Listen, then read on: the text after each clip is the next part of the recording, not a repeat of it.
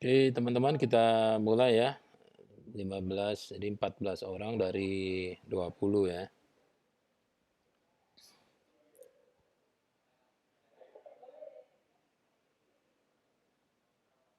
Oke, kita mulai. Kita ulangi lagi. Bismillahirrahmanirrahim. Assalamualaikum warahmatullahi wabarakatuh.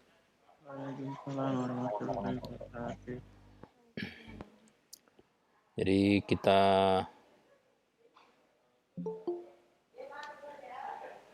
melihat Google Classroom ya. Itu ada DP D3 pengolahan sinyal 15.07.50.002. Rebu ini sudah ada semua RPS bahan ajar. Terus ini ada topiknya, ada tugas mandiri, ada material mata kuliah, dan RPS bahan ajar. Untuk RPS bahan ajar ini isinya adalah ini ya. Jadi ada RPS ya, RPS mata kuliah pengolahan sinyal, terus ada buku yang dipakai dalam perkuliahan. Sudah terlihat semua nih teman-teman? Sudah Pak. Sudah Oke, ada 2 file buku dan 1 RPS ya. Untuk bahan ajar. Terus yang berikutnya itu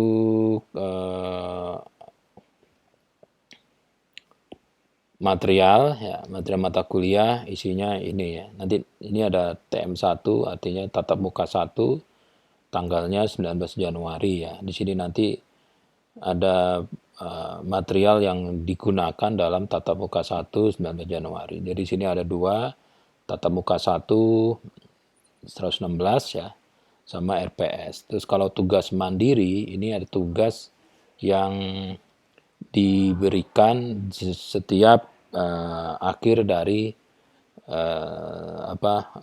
tatap muka ya, tatap muka. Karena tatap muka pertama ini belum saya anggap layak untuk dikasih tugas, maka tugas 1 ini nanti batasnya tanggal 2 Februari ya. Ini bukan 26 Januari ya, tapi tanggal 2 Februari nanti akan diubah ini. Ya, jadi kita masuk ke material tatap muka 1 19 Januari, isinya adalah ini dulu ya. Nah, Anda bisa lihat semua ya, bebas bisa dilihat, bisa di-download. Nah, ini.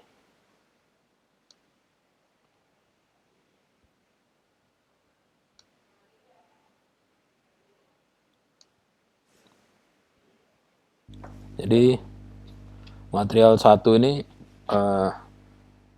pokok bahasannya ada 5, tapi kelihatannya pokok bahasan kelima ini tidak dibahas di tatap muka pertama. Karena apa? Ada perpanjangan membayar UKT. Kalau UKT diperpanjang, berarti ngisi KRS deadline diperpanjang. Kalau ngisi KRS diperpanjang, berarti awal kuliah seharusnya mundur. Karena nanti ada mahasiswa yang tidak hadir di tatap muka 1, 2 karena belum bayar gitu. Dan seterusnya akhirnya mundur semua, enggak karu-karuan. Jadi itu yang menyebabkan pokok bahasan kelima saya grounded dari material 1. Nanti kita bahas lagi di tatap muka kedua. Jadi pokok bahasan di tatap muka 1 ini adalah membahas RPS, kontrak mata kuliah. Yang kedua definisi mata kuliah pengolahan sinyal. Yang ketiga bidang kajiannya itu apa, mata kuliah pengolahan sinyal. Yang keempat manfaat menguasai kompetensi di mata kuliah pengolahan sinyal itu apa. Tujuan pembelajaran itu ya mempelajari mata kuliah pengolahan sinyal itu untuk apa ya. Jadi pertama untuk tatap muka 1 ini mahasiswa dapat memahami RPS, rencana perkuliahan semester 116 mata kuliah pengolahan sinyal. Ini teknis pelaksanaannya ya, bagaimana memakai apa.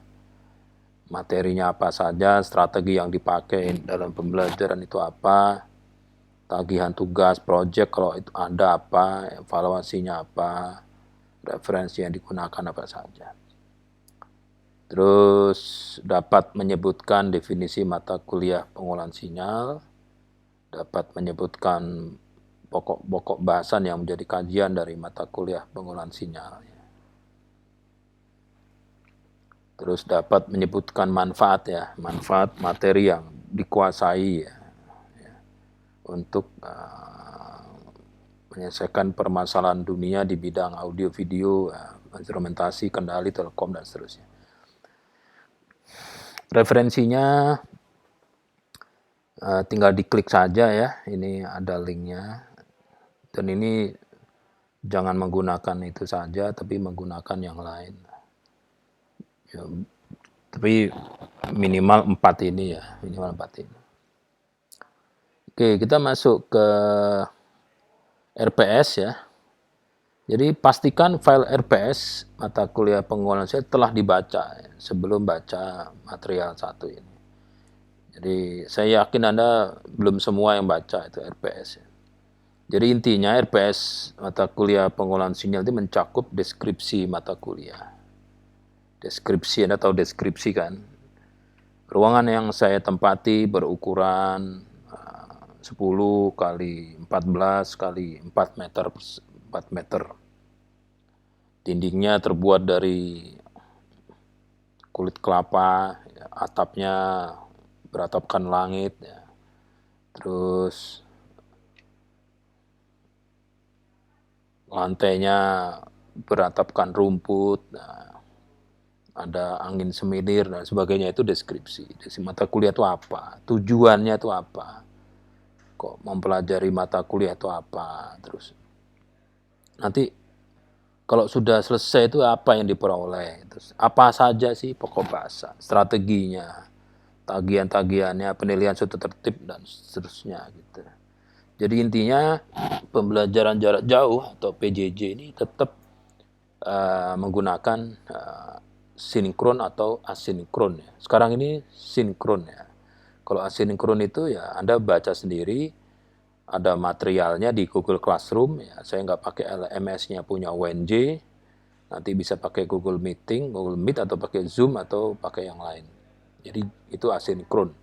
Jadi kalau memang tidak ada informasi, ya Anda lihat saja Google Classroom. Kalau di tatap muka kedua ternyata sudah ada materialnya, ya udah baca, kerjakan instruksinya, selesai. Nggak usah tanya-tanya di WhatsApp group gitu ya, sudah ada semua.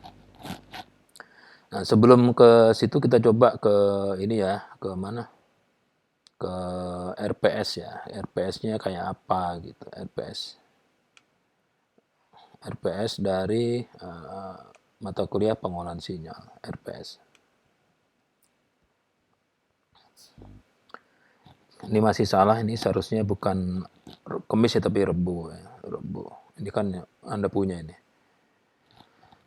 Jadi tujuan mata kuliah ini RPS ya, mahasiswa memiliki pemahaman tentang teori, prinsip, hukum yang digunakan untuk mengolah sinyal analog, ya. Bukan sinyal digital ya.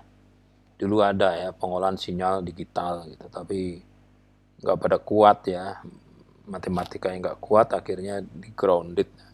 Pengolahan sinyal digital ada dibuka di prodi yang lain.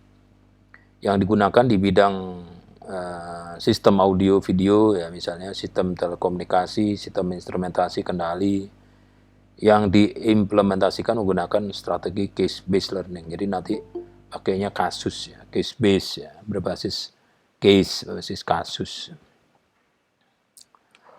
Kasus itu seperti apa ya nanti dalam perkuliahannya ya kita bahas. Deskripsi mata kuliah, nah saya tadi ya, saya bahas di deskripsi mata kuliah.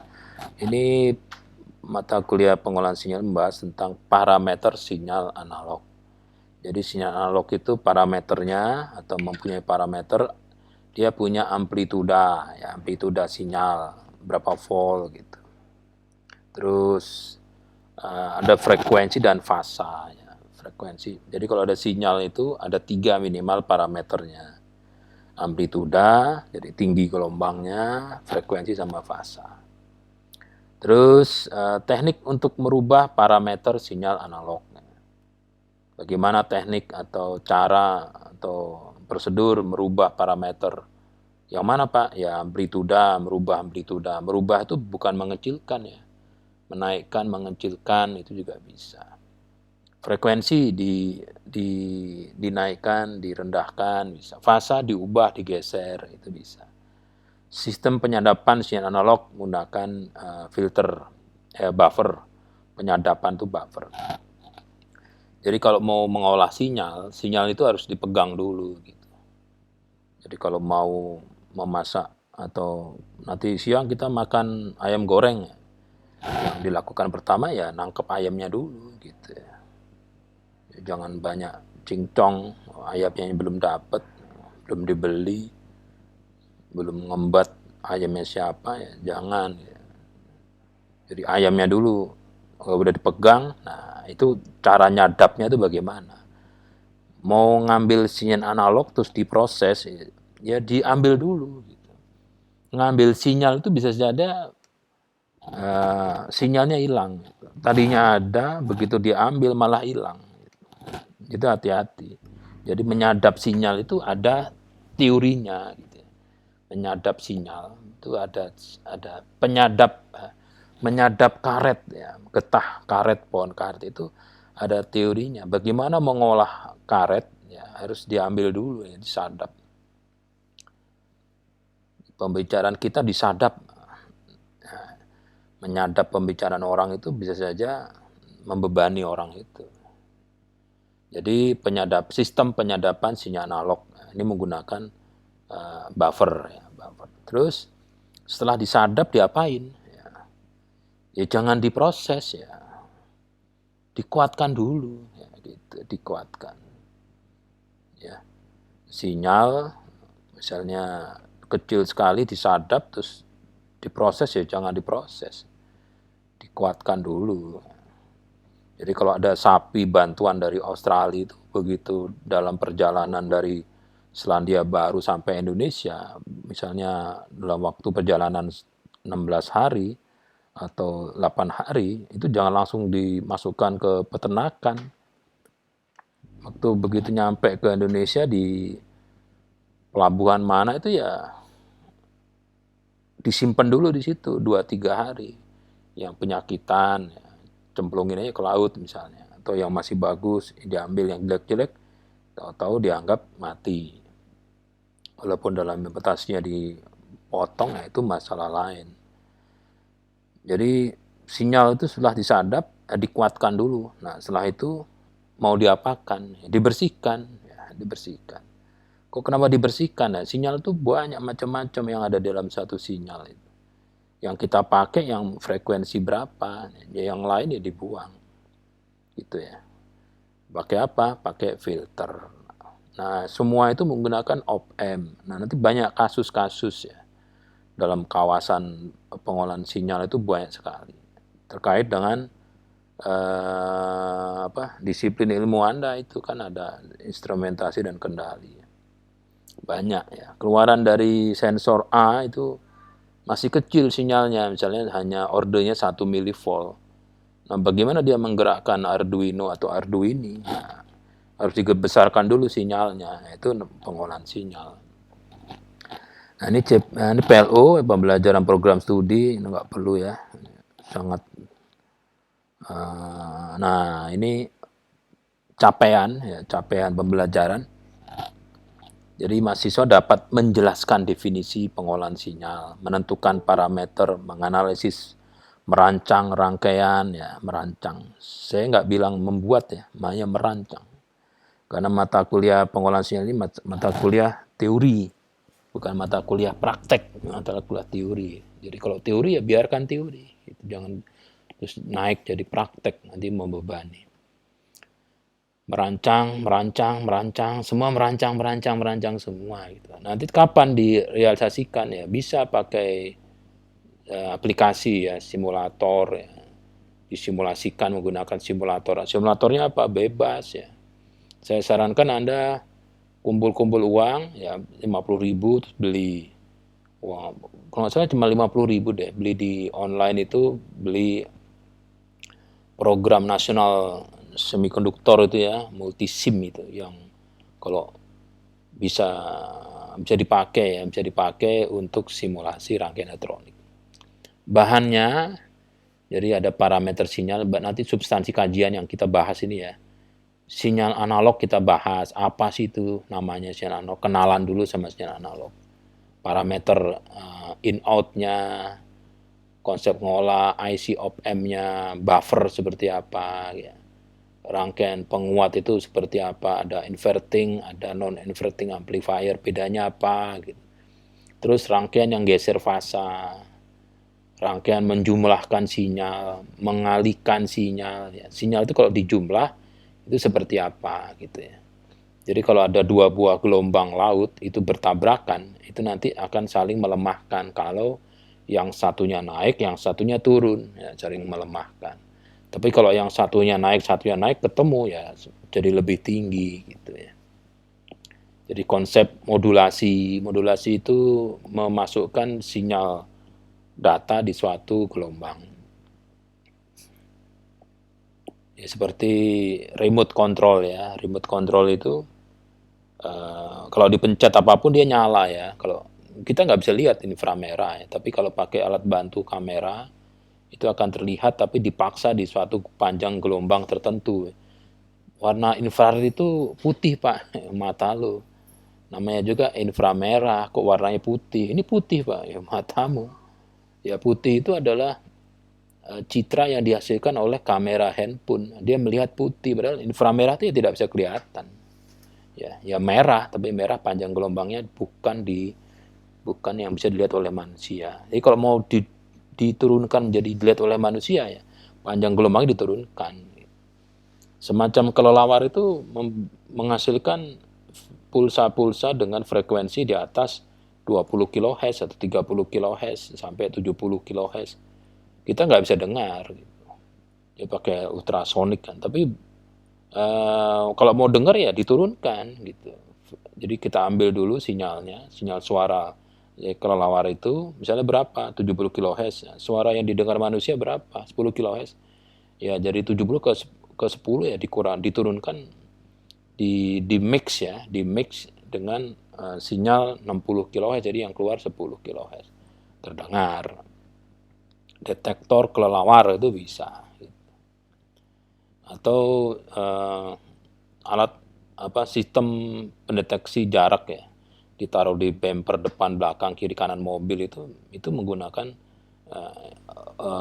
ultrasonik ya, frekuensi yang sinyal di atas 20 kHz. Dia akhirnya memantul. Nah, waktu yang diperlukan untuk melintas pergi dari ultrasonik generator mantul ke suatu benda kembali lagi ke penerima itu ada waktunya.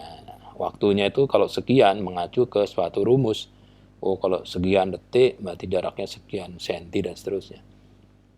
Jadi ada pendeteksi sinyal. Ya. Jadi deteksi sinyal itu misalnya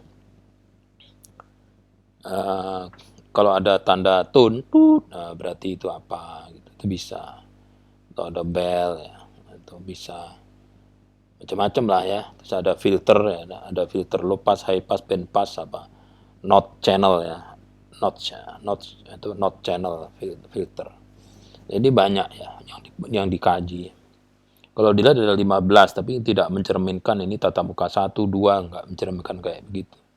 Nah, strategi perkuliahannya bagaimana materi-materi itu bisa diberikan ya kepada mahasiswa. Ini strateginya karena kita masuk di PPKM level 2, jadi sudah masuk ke new normal.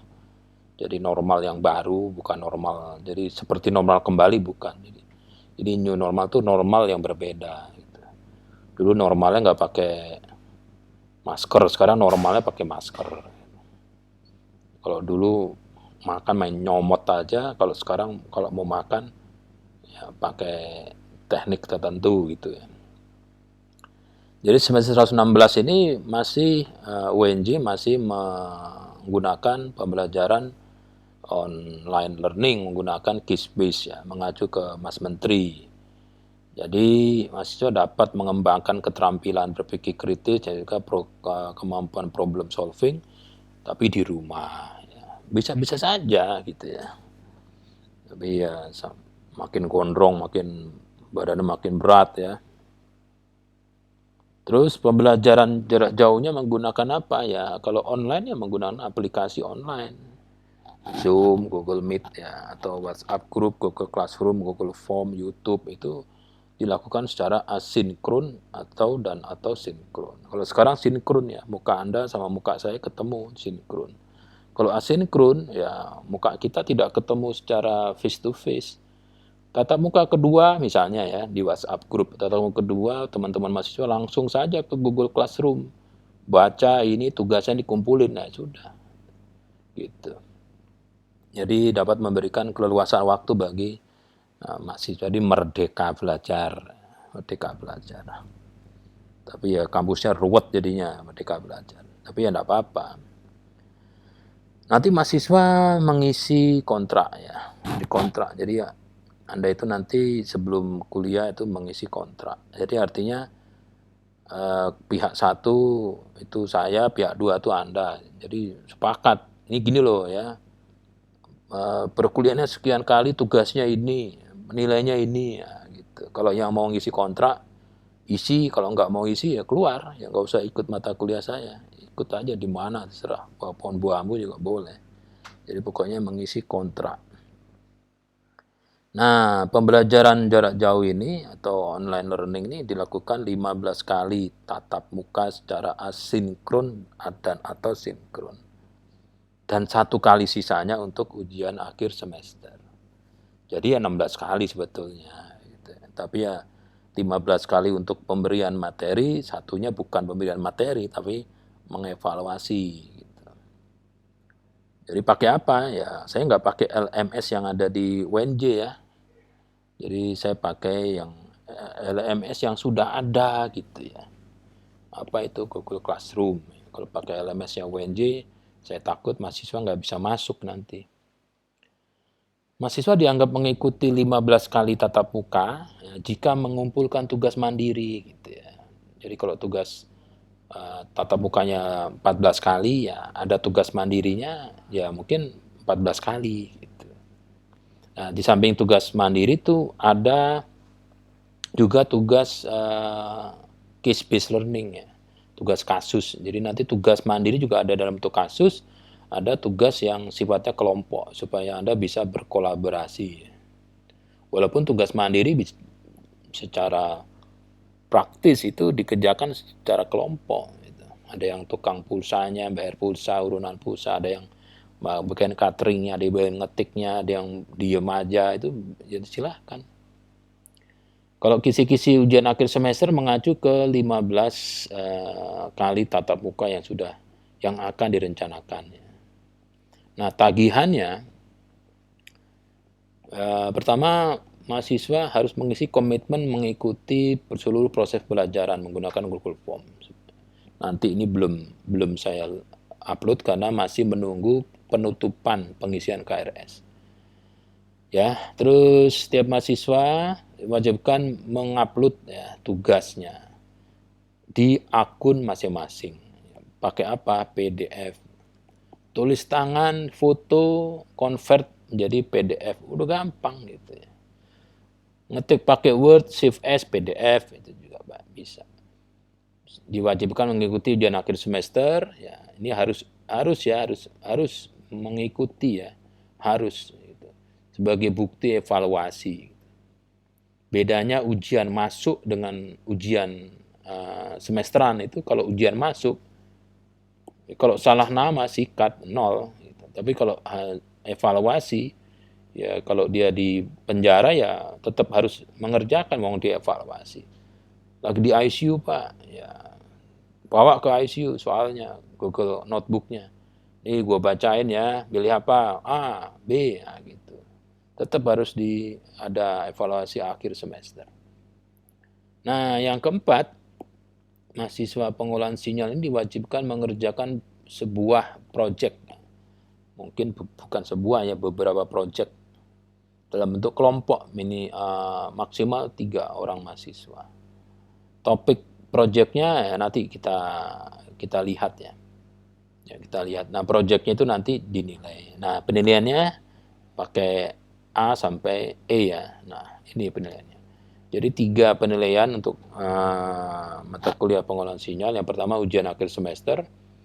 Ini computer based test ya pakai Google Form. Ini 40%. Tugas mandiri itu rata-ratanya ini 30% ya. Nilai dari Google Classroom.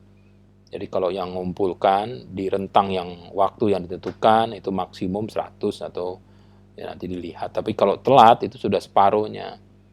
Jadi kalau misalnya Anda mengumpulkan tugas mandiri itu di akun Google Classroom masing-masing itu masih dalam waktu yang ditentukan maksimum 100. Tapi kalau sudah telat 1 detik saja itu sudah saya kasih 50%, jadi tinggal 50 maksimum.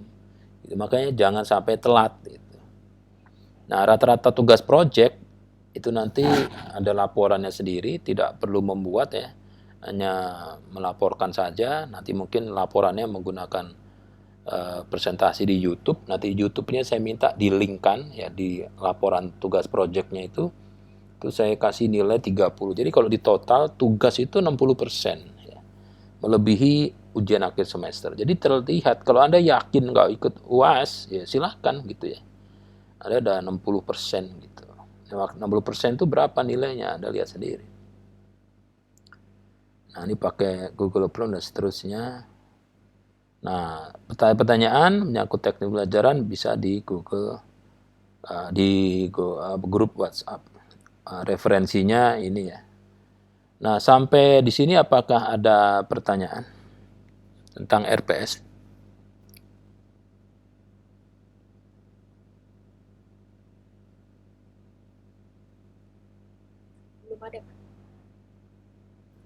Oke, belum ada ya. Kita lanjut ke material ya, material hari ini ya. Hari ini TM1 PS. Nah, ini materi hari ini. Kembali ke sini.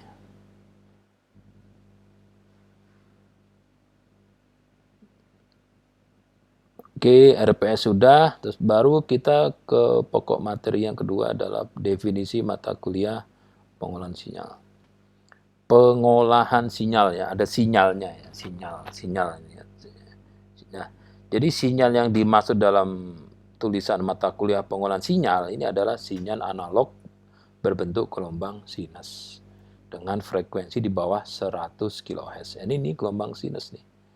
Kalau ini waktu, ya ini sumbu apa nih? Horizontal itu adalah waktu. Nah, ini ya sumbu vertikalnya adalah tegangan.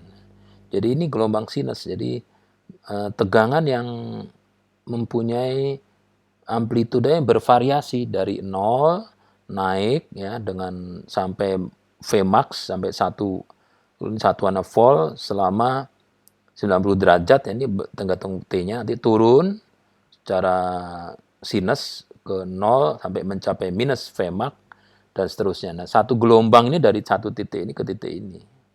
Atau dari sini puncak ke puncak itu satu periode. Ini salah ini. Ini lebih dari satu periode. Jadi ada satu posisi dari 90 sampai 450 derajat atau dari Vmax sampai Vmax lagi. Nah, itu satu periode. Ini waktu yang diperlukan untuk membuat satu gelombang penuh ya, dari 0 sampai kembali ke sini itu waktunya berapa detik. Nah, frekuensi adalah seper periode atau seperti T adalah waktu yang diperlukan oleh sistem untuk menghasilkan satu gelombang penuh dalam waktunya berapa detik, itu T periode. Nah, rumusnya dari V dalam kurung T. Kalau T-nya ini Anda masukkan ini 90 ya, di sini 90 omega. Jadi Vmax sin omega T. Ini persamaan gelombang sinus ya, gelombang sinus. Jadi sebuah gelombang ya, gelombang sinus itu mempunyai parameter ya. Kalau manusia itu ada parameter. Manusia kan sama. Kok sama Pak? Iya kan manusia itu kalau digeprek ya, manusia itu apapun siapapun namanya digeprek, terus nanti ketemu manusia yang digeprek tadi hanya kumpulan dari sekian miliar sel itu. Ya sel. Nah, tapi kok bisa beda-beda? Ya, yang membedakan itu kan yang lain. Jadi parameter si A, si B, si C itu kalau dilihat ya sama sel, tapi supaya berbeda ada nama gitu. Lahirnya beda. Jadi yang di KTP Anda punya KTP kan, itu adalah parameter dari Anda. Nama. Kalau nama itu kan bisa sama. NIK, nomor induk kependudukan. Harus dihafal itu di luar kepala.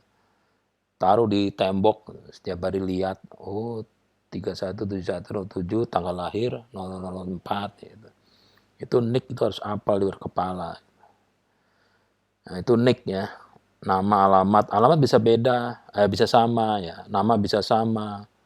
Terus apalagi NIK bisa beda ya. Kalau KTP palsu sama. Oh iya, foto. Nah, foto gitu. Fotonya bisa ditaruh di foto. Foto bisa sama, Pak. Tanda tangan. Nah, tanda tangan bisa dipalsu. Nah, yang membedakan orang satu dengan orang lain, parameter orang satu dengan orang lain, kalau kepolisian dia nggak percaya KTP, karena KTP bisa aja dipalsu. Jadi, manusia itu ada satu bagian tubuhnya yang tidak mungkin sama seluruh dunia. Namanya jarinya, sidiknya jari. Sidik jari itu, ini ada rumusnya ini. Sidik jari ini ada rumusnya. Kalau Anda mau ngurus kelakuan baik itu, yang diambil sidiknya jari Anda. Padahal kalau jarinya sidik diambil itu, kalau di negara lain itu sudah manusia yang dugaannya melakukan kejahatan. Tapi Indonesia semua sukarela memberikan sidiknya jari. Triknya bagus ya, kelakuan baiknya. Jadi nanti kalau ada orang yang mati ditembak di suatu ruangan, gelasnya dibanting-banting, di satu pecahan gelas itu ada jarinya sidik Anda, ya Anda terduga di situ. Nah itu jarinya sidik. Nah kalau sinyal itu nggak ada jarinya sidik, adanya bentuk gelombang, amplitude gelombang, frekuensi. Nah, bentuk gelombang ini kan, ini gelombang sinus ini. Nah gitu, sinus. Terus amplituda, ini amplitudanya. Ini A, V max, ini amplituda maksimum, amplituda minimum. Ya di antara itu ada gitu. Jadi amplituda itu ini ya, vertikal 1 volt. Misalnya 20 milivolt sin omega T ya gitu. Terus frekuensi. Nah, frekuensi ini ada frekuensi. Jadi suatu sinyal 1 Hz itu berarti dalam 1 detik ada 1 gelombang. 1 gelombang 1 detik, jadi 1 per 1 Hz. Tapi kalau 1 detik itu 10, jadi 10 Hz. Kalau 1 detik ada 1000, jadi 1 kHz. 1 detik ada 100 juta, jadi 100 MHz. Jadi kalau FM, pemancar FM 98,7 MHz itu berarti 1 detik dia ada 98,7 juta gelombang. Itu wah. Tidak semua orang bisa mendengar itu ya. Tidak semua orang bisa dengar. Buktinya ini di sini banyak sinyal-sinyal FM kita nggak dengar. Itu frekuensi. Nah kalau fasa seperti apa? Fasa ini fasa. Fasa ini gelombang ini kan nolnya di nol sini ya. Nah nanti ada gelombang yang nolnya di sini. Nah, gitu. Jadi fasa itu adalah perbedaan dengan titik nol sini, 0 derajat ini. Kalau ini kan perbedaan 0, jadi ini plus 0. Seharusnya ini plus 0. Nah ini plus 0. Tapi kalau ini 90 berarti mulainya bukan dari titik 0 derajat tapi dari 90. Jadi fasa itu bisa saja berbeda tapi frekuensinya sama. Misalnya saya sudah kasih contoh tadi di yang pagi.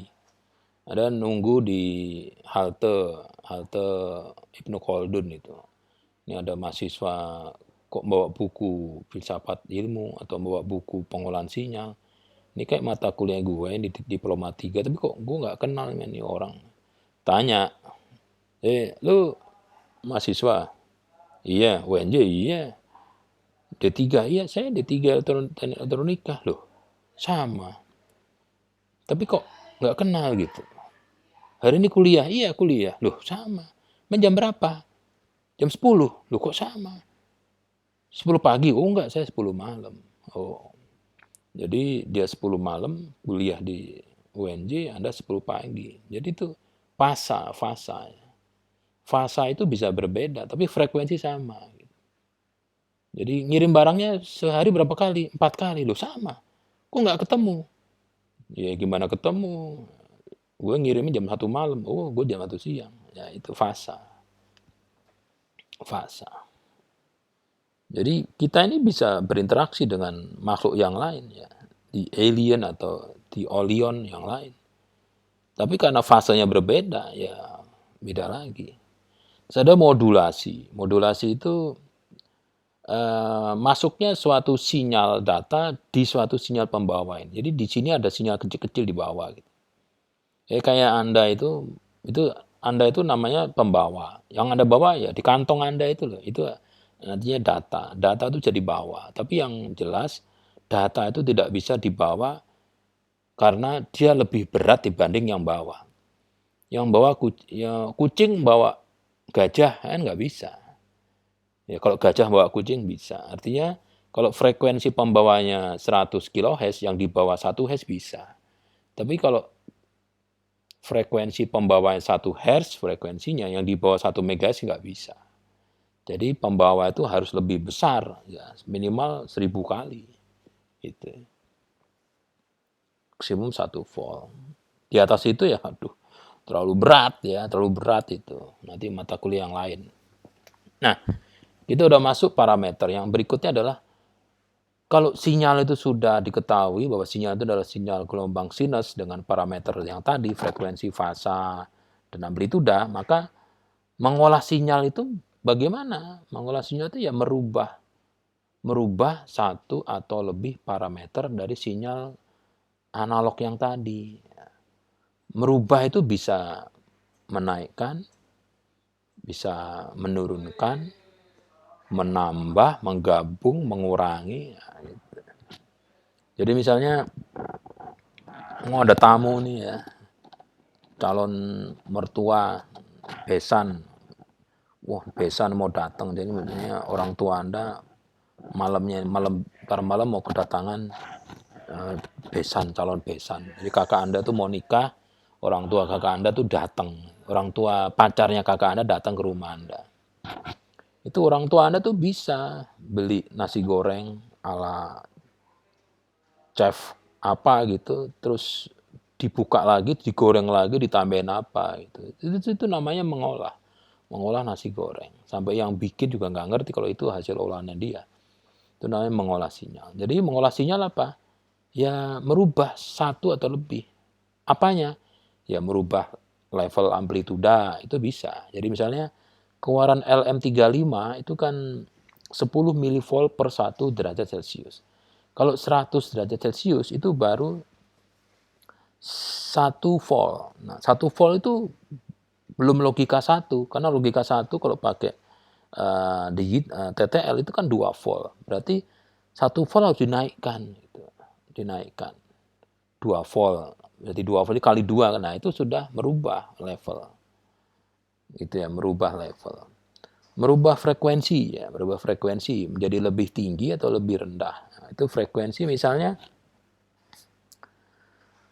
ada satu sensor yang kalau dipukul dia menghasilkan frekuensi 20 kHz atau 40 kHz.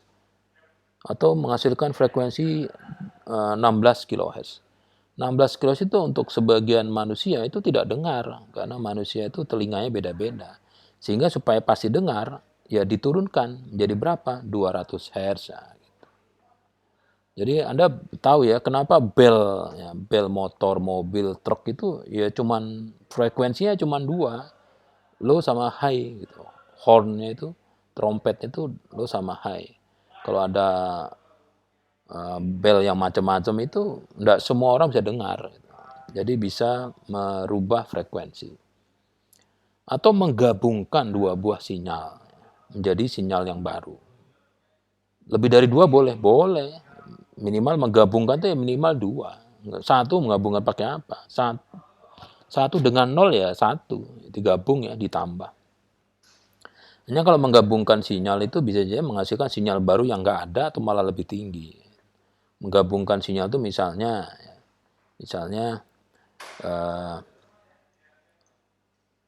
ada suatu keluaran sensor itu tegangannya sinus, ya, tapi levelnya nol. Nah, itu tidak pernah naik gitu. Nah, digabungkan dengan tegangan DC 2 volt. Jadi nanti levelingnya dia minimal 2 volt.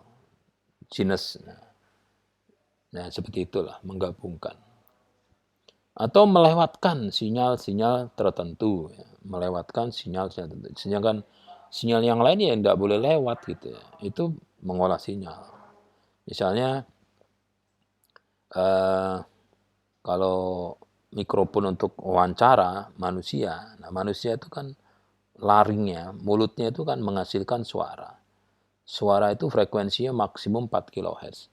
Ya berarti ya di atas 4 kHz ya jangan sampai masuk direkam gitu. Kalau filter tidak ada, artinya semua suara bisa masuk. Kalau Anda mau wawancarai manusia di pinggir jalan, itu nanti suara di latar belakang juga akan direkam. Suara mobil, suara segala macam gitu. Jadi kalau Anda nelpon pakai handphone Anda yang sekarang itu, walaupun Anda di belakangnya truk, ya, belakangnya knalpot, itu tidak didengar knalpotnya itu. Karena sudah ada filter yang hanya melewatkan frekuensi suara manusia. Atau mendeteksi sinyal frekuensi tertentu. Jadi kalau frekuensi sinyal tertentu muncul, terus rangkaian kendalinya aktif. Misalnya tepuk tangan, ya, atau memberikan suatu tone, begitu pencet suara tertentu, aktif. Nah, itu adalah mengolah sinyal. Sehingga definisi mata kuliah pengolahan sinyal, ya, ini adalah ilmu. Nah, ilmu ini, ya, ilmu. Ilmu itu teori. Teori itu ada 3. Dapat menjelaskan, meramalkan, dan mengendalikan suatu fenomena. Jadi ilmu yang mempelajari teknik-teknik untuk merubah level amplituda sinyal, merubah frekuensi sinyal, menggabungkan dua sinyal menjadi sinyal baru, memasukkan sinyal ya sebagai modulasi dari sinyal pembawa, melewatkan sinyal dengan frekuensi tertentu, dan mendeteksi sinyal tertentu menggunakan rangkaian elektronik analog dan atau digital, itu hybrid. Nah, ini definisi mata kuliah teknik pengolahan sinyal. Ada pertanyaan sampai sini?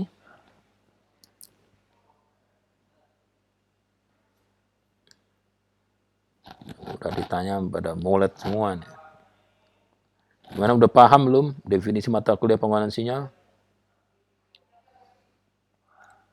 Pak, kalau Ya, langsung. ini kalau misalnya meredam sinyal itu bisa nggak ya? Kalau meredam sinyal, Meredam tuh apa sih? Persepsi Anda meredam tuh apa? mengurangi bukan ya? Kayaknya sih mengurangi. Mengurangi suara ya, pressure ya. Iya. Jadi pressure. Jadi ada aplikasi di Google Play Store itu adalah SPL, Sound Pressure Level. Jadi kebisingan ya, kebisingan. Jadi kalau kita mau konser ya, konser itu di lapangan sama di aula ruang tertutup itu beda.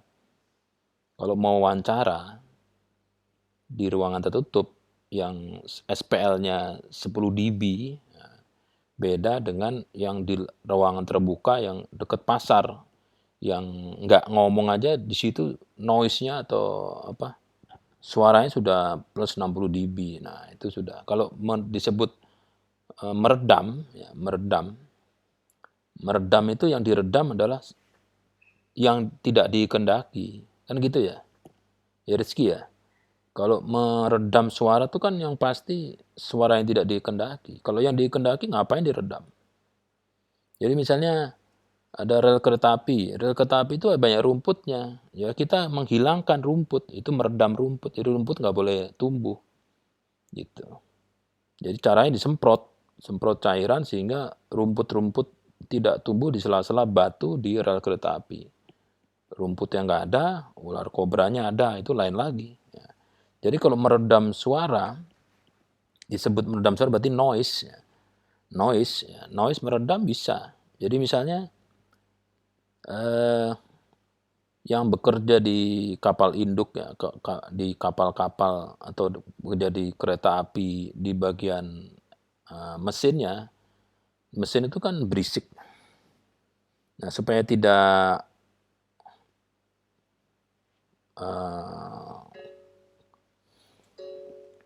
jadi pada saat Waalaikumsalam lagi kuliah, Bos.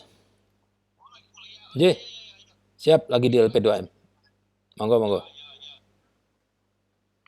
Jadi kalau misalnya bekerja di ruangan genset, ya, Anda bekerja di suatu kantor pemeliharaan genset.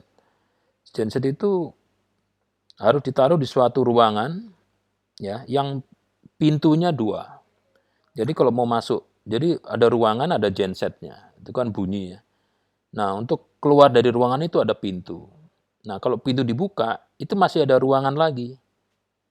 Ruangan lagi kecil, nanti kalau mau keluar belok kanan ada pintu lagi, jadi pintunya 2. Nah, itu untuk meredam supaya apa? Supaya gensetnya itu suara genset tidak keluar ke ruangan lain.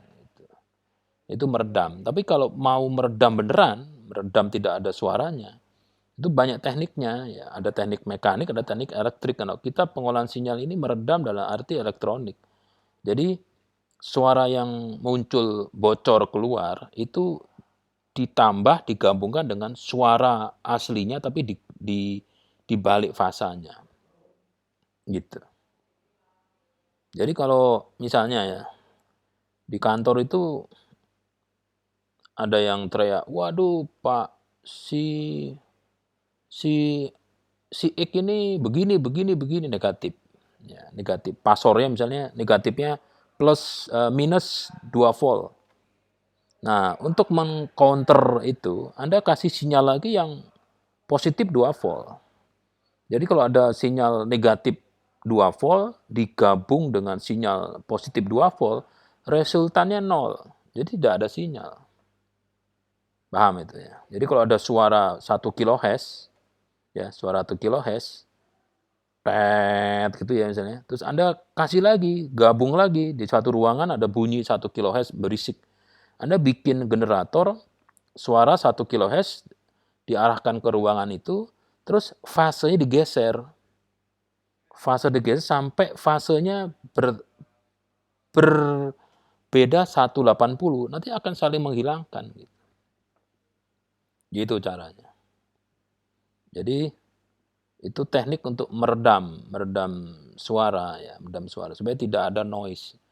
Ya, supaya tidak ada noise. Itu bisa jadi judul TA itu. Menghilangkan noise menggunakan teori bla bla bla. Itu kalau ada yang mau seperti itu hubungi saya, nanti saya kasih topiknya, bisa buat tugas akhir.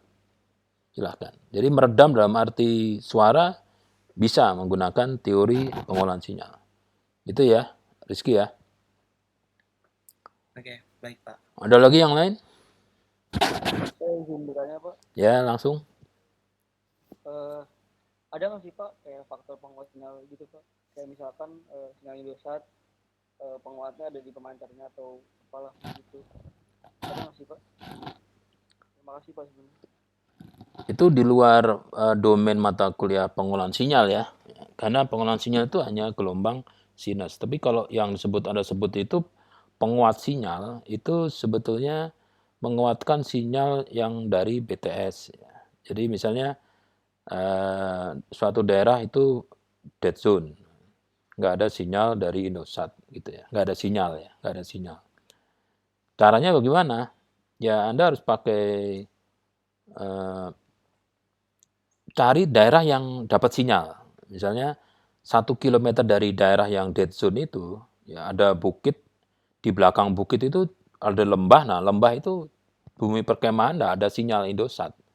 Yang lain boro-boro. Jadi semacam di daerah Bali ya, tempat foto-foto di tepi pantai itu, ada yang tidak ada sinyalnya. Nah, caranya bagaimana? Nah, kira-kira ada 4 kilometer Pak, 4 kilometer sebelum di sini, ini ada sinyal Indosat tinggi. Nah, nanti Anda terima itu sinyal Indosat itu, Anda pakai sistem telekomunikasi, Anda terima, Anda sadap, terus Anda jadikan kabel pakai fiber optik, ya, atau Anda tembak lagi pakai parabola ke tempat yang tadi, yang ke dead zone. Nah, di dead zone itu nanti ada menara, diterima sinyal dari Indosat yang dari ditembakkan dari tempat yang 4 kilo itu, terus baru dipancarkan lagi ke dead zone. Jadi dead zone akan mendapatkan sinyal baru. Tapi cerita ini harus izin gitu ya, harus izin karena ini menggunakan alokasi frekuensi gitu, harus izin. Terus setelah itu harus macam-macam lah izinnya ya, izinnya macam-macam. Nanti ada interferensi dan sebagainya. Tapi Anda bisa punya kerjaan di situ gitu. Jadi kalau mau Anda bisa kerja di situ. Cari gedung mall. Mall itu kan kalau di basement itu nggak bakal secara teori nggak ada sinyal di situ. Tapi di basement 1, basement 2, basement 3, aja -1, -2, kok dapat sinyal. Nah, di situ ada penguat sinyal. Jadi sinyal yang diterima dari atas disalurin pakai kabel koaksial, di bawah dipancarkan lagi. Tapi ada delay ya, ada delay namanya microcell, itu Telkom itu. Itu banyak gedung di Indonesia yang banyak daerah gedung yang blank spot banyak. Jadi kalau mau bikin aja perusahaan, cari tempat-tempat, misalnya Taman Nasional Gede Pangrango itu, Anda mau pasang penguat sinyal, misalnya sinyal apa saja di situ, Anda pakai infrastruktur, Anda pancarkan di situ, nanti semua yang menggunakan sinyal itu dan menggunakan pulsanya, Anda dapat jatah dari operatornya. Bisa, tapi itu bukan di domain mata kuliah teknik penguatan sinyal. Itu sistem telekomunikasi. S1 itu nanti. Tapi ya nggak mungkin ya, Anda bisa ngambil juga kan Merdeka Belajar, Anda bisa ngambil di mata kuliah S1 di mana saja. Di prodi pendidikan S1 juga ada. Gitu ya, Mas Raihan. Ada lagi yang lain?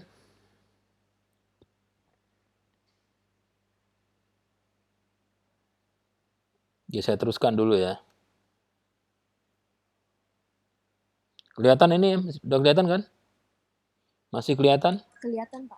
Oke. Kelihatan. Ini bidang kajiannya ya, bidang kajiannya.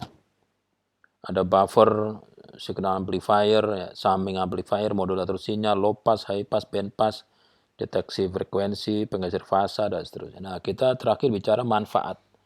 Manfaat menguasai materi di mata kuliah penggunaan sinyal. Jadi banyak sekali permasalahan yang ada di dunia yang dapat diselesaikan masalah tersebut menggunakan mata kuliah materi yang dibahas di mata kuliah penggunaan sinyal. Jadi misalnya detektor logam. Jadi dengan menggunakan pengolahan sinyal, caranya begini ya. Ada generator. Generator itu menghasilkan 1 MHz ya, sinyal 1 MHz. Itu fix ya, fix menggunakan kristal. Terus ada lagi satu generator yang menghasilkan 1 MHz tapi menggunakan osilator induktif kapasitif, menggunakan induktor dan kapasitansi, menggunakan induktansi dan menggunakan kapasitansi. Nah, induktor itu kan secara teori Anda sudah dapat tuh ya, kalau dikasih ferrit itu nanti kan induktansinya berubah. Kan gitu ya. Jadi macam kawat yang digulung, tengahnya kawat itu kosong itu nggak ada, kosong udara, itu misalnya 1 mikrohenry. Tapi kalau di tengah kawat itu ada besi dikit aja, itu nanti bisa saja lebih dari 1 mikrohenry. Jadi kalau 1 mikrohenry dengan suatu kapasitor tertentu menghasilkan 1 megahertz, terus induktornya itu dikasih besi dikit jadi lebih dari 1 mikrohenry, berarti kan frekuensi nggak 1 megahertz, lebih dari 1 megahertz. Nah, 1 megahertz di keluaran dari LC tadi yang 1 megahertz lebih dikurangi dengan 1 megahertz, kan hasilnya ada frekuensi. Nah, frekuensi itu kalau muncul berarti ada besi. Jadi namanya detektor logam. Jadi kalau Anda lihat masuk ke terminal keberangkatan manapun itu ada detektor logam. Bawa bom enggak? Kenapa kok prediksinya bom gitu? Ya karena nggak mungkin di dalam tas itu ada besi. Gitu. Besinya besar. Kalau bunyi titit gitu, ya mungkin besinya Anda bawa tremos gitu. Tapi kalau bunyinya tet itu berarti semua tas itu isinya besi. Nah, kalau tas isinya besi itu apalagi gitu kalau nggak bom gitu. Jadi detektor bom itu ya istilah bukan detektor bom, nggak ngerti dia bom, tapi detektor logam, detektor besi. Gitu. Jadi kalau Anda mau bikin bom ya pakai emas. Ya. Emas itu juga logam tapi tidak sebesar besi. Jadi kalau ada alat yang banyak dijual itu mencari barang-barang yang terpendam itu sebetulnya detektor logam. Jadi ada klasifikasinya. Kalau logam mulia itu emas, aurum itu lebih mahal ya. Sebetulnya sama aja, tapi dia karena ada logamnya kecil ya. Jadi sensitivitasnya tinggi. Itu bisa detektor logam. Detektor suara ya, detektor suara. Misalnya ada suara kucing meow. Nah, kalau ada sensor mendeteksi suara kucing, itu bisa pakai pengolahan sinyal. Mendeteksi suara mobil, suara motor, ya, bisa mendeteksi misalnya suara klakson apakah ada muncul di suatu tempat, ya. Atau mendeteksi mobil yang masuk. Jadi misalnya mobil Anda atau motor Anda tuh dikasih sistem pemancar sinyal. Sinyal itu ada ditambahi dengan kode. Ya. Jadi misalnya Transjakarta itu bisa saja ya setiap Transjakarta di depannya dikasih pemancar. Pemancar itu memancarkan frekuensi misalnya 433 MHz tapi diisi data. Diisi data di situ plat nomor mobil, koridor, siapa di situ ada datanya. Jadi kalau dia mau masuk ke suatu halte Transjakarta, sinyal itu akan diterima oleh receiver. Begitu diterima receiver, langsung diterjemahkan, dimunculkan dalam display. Ini yang akan datang, yang akan masuk akan mendarat atau akan mendekati halte apa gitu. Ini plat nomor sekian, tujuan ini, supirnya ini, kayak gitu. Jadi bisa terdeteksi. Jadi seperti itu ya. Itu namanya deteksi sinyal, deteksi suatu data yang dipancarkan oleh sinyal. Itu dari dulu belum ada tuh yang ngambil topik kayak begitu tuh. Atau pelewat frekuensi suara manusia. Ya. Jadi misalnya kalau Anda naik motor, touring itu kan naik motor touring itu kan belakang biasanya kan juga ya, satu motor berdua itu kan ngomongnya wah nggak denger wah itu pakai pemancar gitu ya, pemancar Bluetooth. Nah, supaya yang tersampaikan itu hanya suara manusia bukan suara kendaraan di sekitarnya itu menggunakan filter. Nah, jadi sistem pelewat frekuensi suara manusia. Itu kalau Anda buat, Anda masukkan dalam Bluetooth, itu bisa Anda jual itu. Kan mahal sekarang ya, ada yang 2 juta, 4 juta. Ada yang kalau satu gerombolan itu ya, gerombolan touring itu, pokoknya dalam radius 30 meter diameter itu bisa saling berkomunikasi. Jadi yang biang depannya touring itu belok kiri, belok kanan, mampir, segala macam itu nggak pakai kode tangan, tapi pakai sistem suara, itu pakai pengolahan sinyal. Hanya memang mahal, nah Anda bikin lah ya, bikin kayak gitu.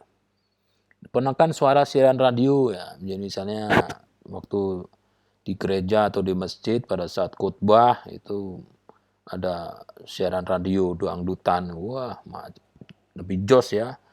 Waktu retret atau waktu Jumatan tuh ada suara latarnya bagus, itu harus dihilangkan.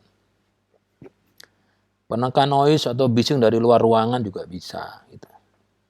Jadi kalau Anda tinggal di lantai 2, ya kos-kosan atau apa, jangan dipikir itu lantai 2 tuh nggak banyak noise. Itu malah kalau di gang itu ada orang jalan diseret kalau malam-malam, yang di lantai 1 nggak dengar apa-apa, Anda wah siaran langsungnya kenceng, itu bisa dihilangkan ya, dihilangkan. Terus menaikkan turunkan sinyal level audio keluar mikrofon tuh, atau selain mikrofon ada sensor itu bisa dinaikkan ya, volumenya amplitudanya itu bisa diturunkan.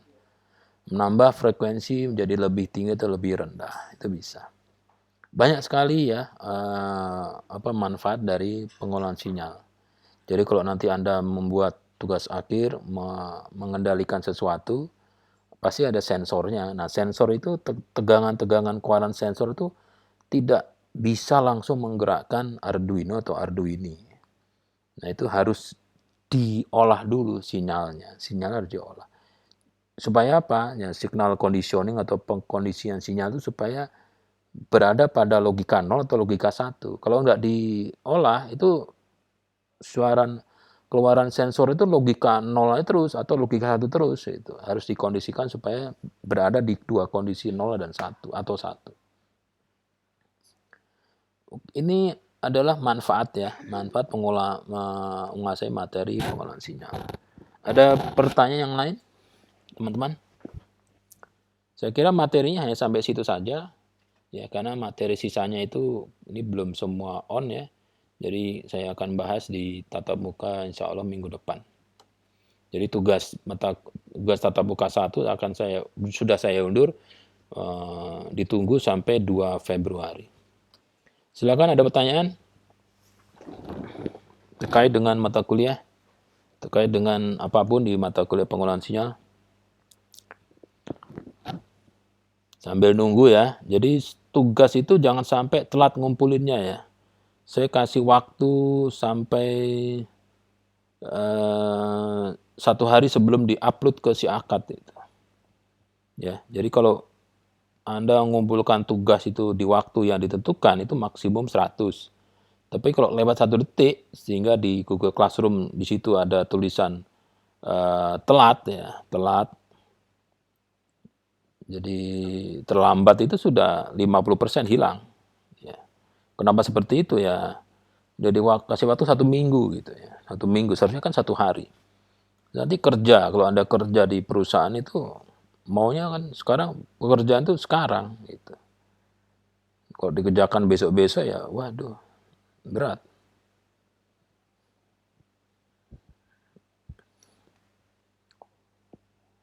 Oke, ada pertanyaan? Ini seperti biasa saya rekam ya, nanti saya upload ke YouTube, nanti linknya saya taruh di Google Classroom. Jadi kalau yang mau melihat lagi ya bisa lihat, tapi tidak di-share ya, tidak di-share ke publik, hanya teman-teman mahasiswa aja yang punya linknya yang bisa lihat. Silakan bertanya. Minimal 3 pertanyaan sebelum saya tutup.